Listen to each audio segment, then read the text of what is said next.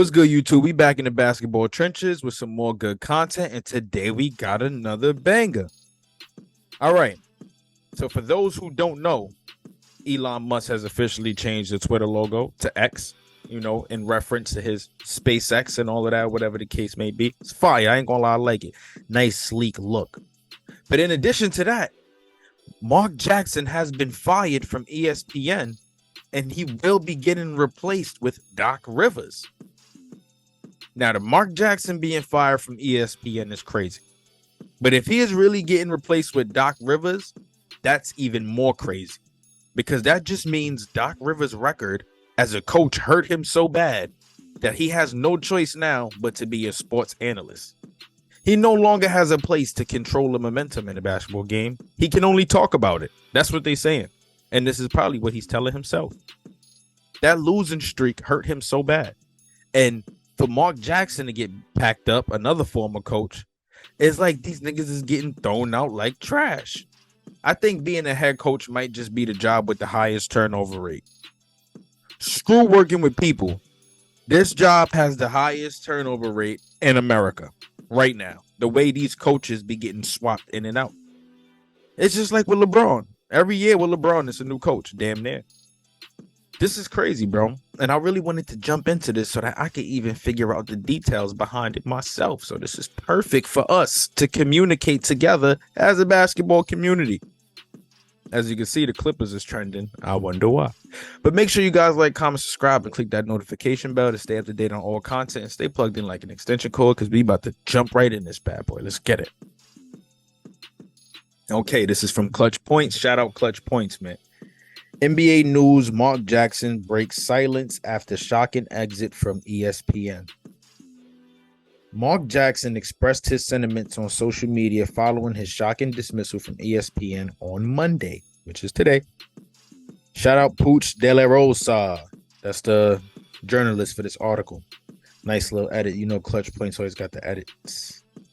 NBA analyst Marc Jackson has broken his silence following his shocking dismissal from ESPN. This is crazy. Okay. Jackson posted a message on social media thanking his NBA ESPN co-workers, Mike Brent, Jeff Van Gundy, Lisa Stalters, Tim Corrigan, and the rest of the staff members. Jackson also sent his well wishes to his successors on the NBA ESPN set.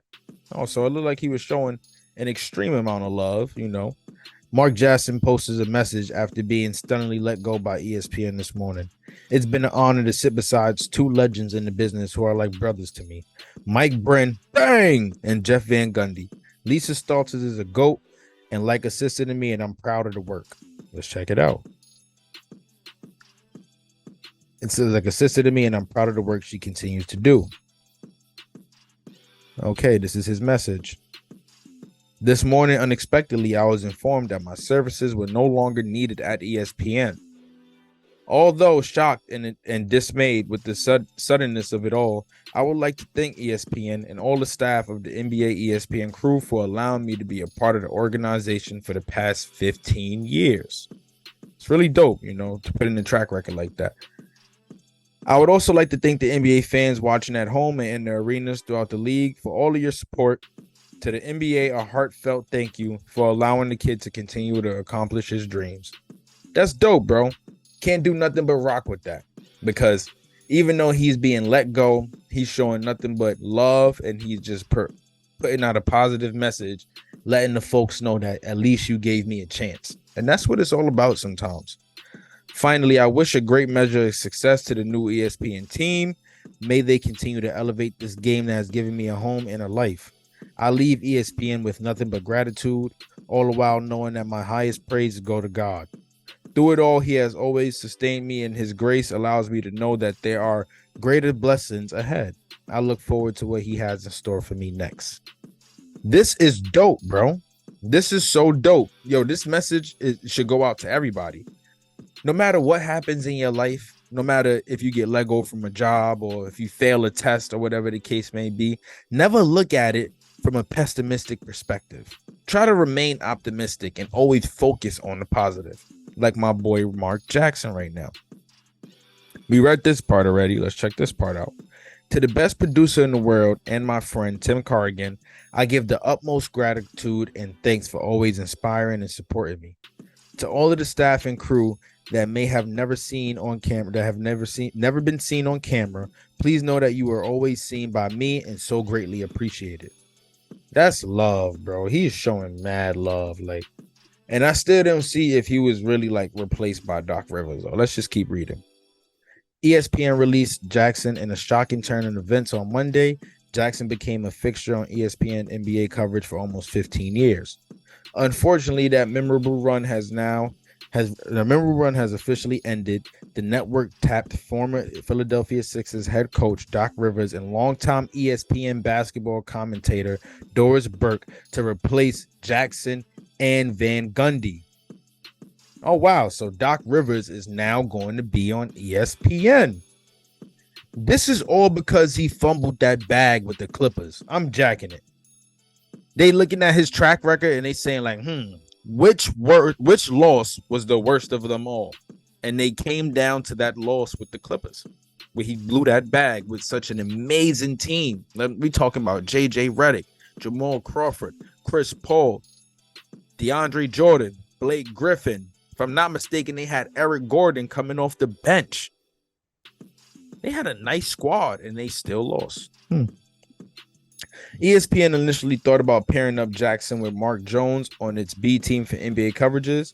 However, the explanatory performances of J.J. Redick and Richard Jefferson as NBA game analysis made network executives go in a different direction.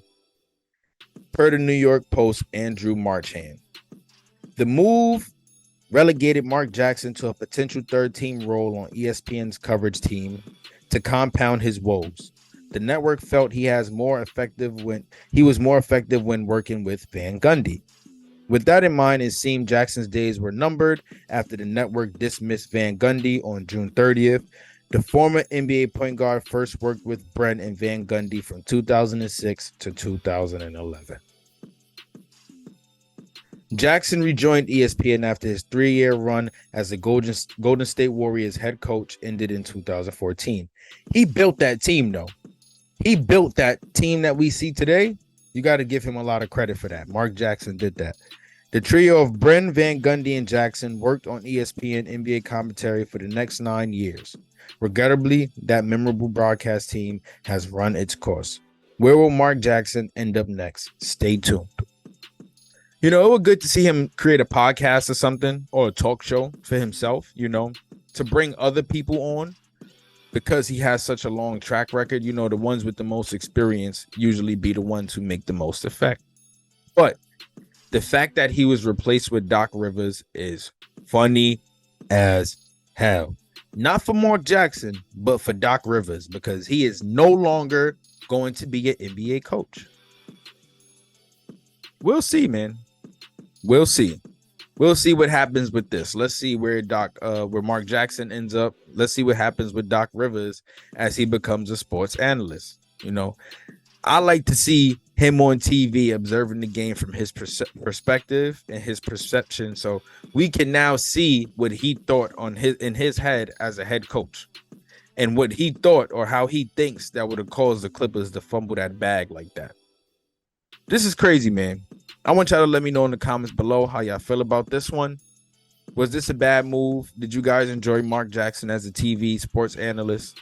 Do you think you're going to enjoy Doc Rivers better? How screwed up is this for Doc Rivers, being that he had such a long track record as a head coach as far as winning or losing? He did a great job of getting there, but he just never pulled it off.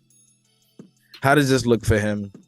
Does this look bad on his report card? Let's get a conversation started in the comment section below. It's the Basketball Trenches. Make sure y'all like, comment, subscribe, and click that notification bell to stay up to date on all content and stay plugged in like an extension cord. Let's get it.